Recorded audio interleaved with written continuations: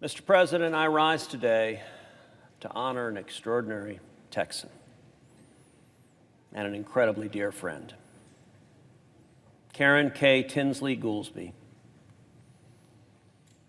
passed away on Monday, June 19th, 2023. Kay is someone who's been an incredible friend to me for 2 decades now. She lived in Katy, Texas, married to the love of her life, Gary. Their son, Greg, born in 1981. She loved her family. She loved her grandkids.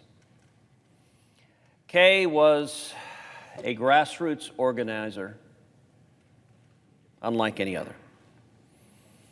Kay was incredibly active in the Texas Federation of Republican Women and the National Federation of Republican Women. I still remember when I first met Kay. It was 2004. It was at the Republican National Convention. And I was a 33-year-old young lawyer. I was serving as the Solicitor General of Texas. I had hopes to run for office, but I didn't know a whole lot of people in politics.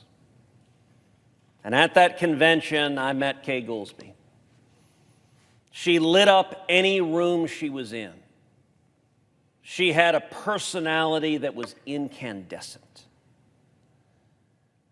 And as Kay would later observe, for some reason, this kid, that'd be me, just followed her everywhere she went. And at the end of the day, it wasn't complicated. Kay knew everybody. And when I followed Kay from one grassroots activist to another, Kay would turn around and introduce me one after the other, say, have you met Ted? Have you met Ted? Have you met Ted? She had the energy of an atom bomb. It was unstoppable. Kay became one of my very closest friends and most trusted advisors when I first launched a campaign for Attorney General of Texas. I remember sitting in Kay's car for about 3 hours trying to convince her to come support our campaign, that I needed her. And she quite rightly said, are you out of your mind? You don't have the support, you don't have the money, you don't have the name ID. How on earth can you possibly win? My answer was, Kay, with your support, we can do anything. After about 3 hours, her husband, Gary, who's also a dear friend, he told her, he said, Kay, just say yes. He's going to keep asking you until you do. And she finally laughed and said yes. That race for Attorney General never ended up materializing. The vacancy we thought existed ended up not happening. But 2 years later, I launched a campaign for United States Senate, and Kay was my grassroots chairman. I'll tell you, in that race, I was supposed to have no prayer. My opponent in that race was the incumbent lieutenant governor, who was personally worth $200 million, who had put $35 million of his own money in the race, and I'd never been elected to anything. Last thing I was elected to was the student council.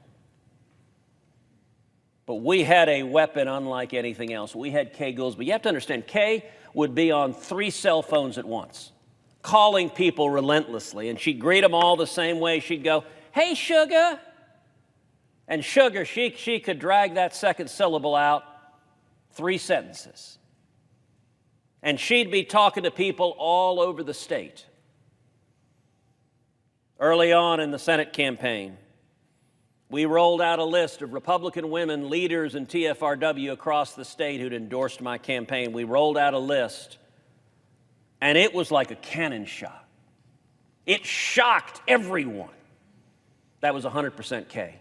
That was Kay on the phone with one after the other saying, trust me, this kid, he's going to do what he said. After that, a few weeks later, we rolled out a second endorsement list with over 80 leaders of the Republican Women's Club all over the state. In response to that release, my opponent in that race fired his campaign manager. That's how big a deal it was. He had assumed that all the Republican women's clubs across the state would be with him, but he did not understand that when you had Kay working the phones and working the phones and working the phones, and I would travel around with Kay from event to event to event, and she couldn't be stopped. She'd take me to this person, to that person, to the next person. It was relentless. In 2016, when I ran for president, Kay was my national grassroots chairman. Kay and I spent hundreds of hours on the bus together in Iowa, out on the ground in New Hampshire and South Carolina, all over the country. And I'll tell you, Kay would talk to Republican women in every state. Mr. President, you're from the great state of Hawaii. I guarantee you, Kay was on the phone with Republican women in the state of Hawaii. She had an energy that was fiery. And boy, she could get mad. Kay's chewed me out probably more than my wife Heidi has. She would get mad at this or that or whatever you did, and she'd tell you exactly what she thought.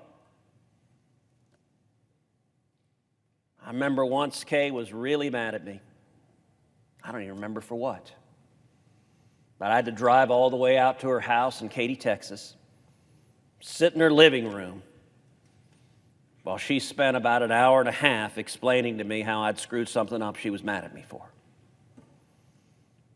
She also made me eat some of her homemade brownies, which Kay had a lot of wonderful gifts, but cooking was not one of them. And the brownies were pretty terrible, but I told Kay they were delicious, and I appreciated it. And I took my medicine. Kay and I, as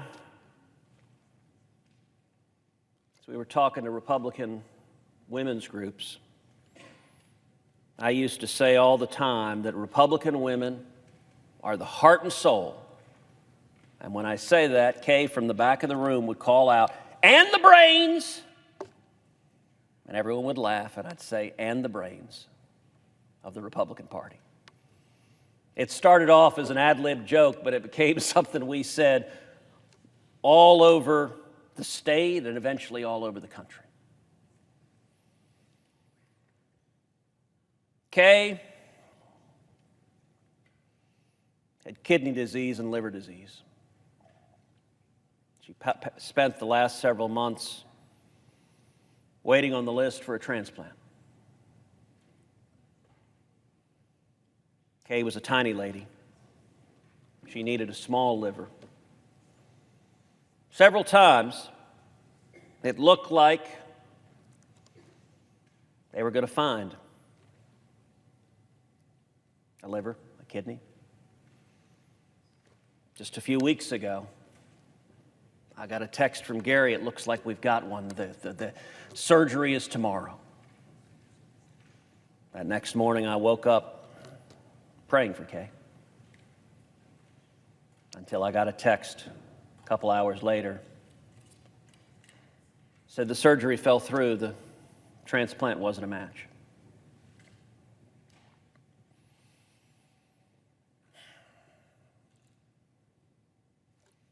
I've never known someone like Kay Goolsby. Kay loved this country. Loved it. She loved Texas. And she was so fierce and so full of love. When Kay passed, I texted her husband, and I later put out on Twitter. I said, "The angels are weeping, and so am I. But I'll tell you this, I have no doubt that right now up in heaven, Kay Goolsby is organizing and reorganizing everything She's going to the angels saying, this isn't right. You need to change this. You need to move this over here. We can do better.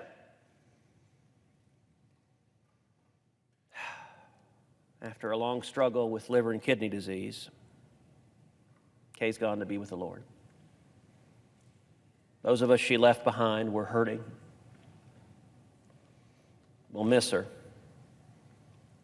I'll still wonder when my phone rings if on the other end is going to be that lilting southern accent saying, hey, sugar.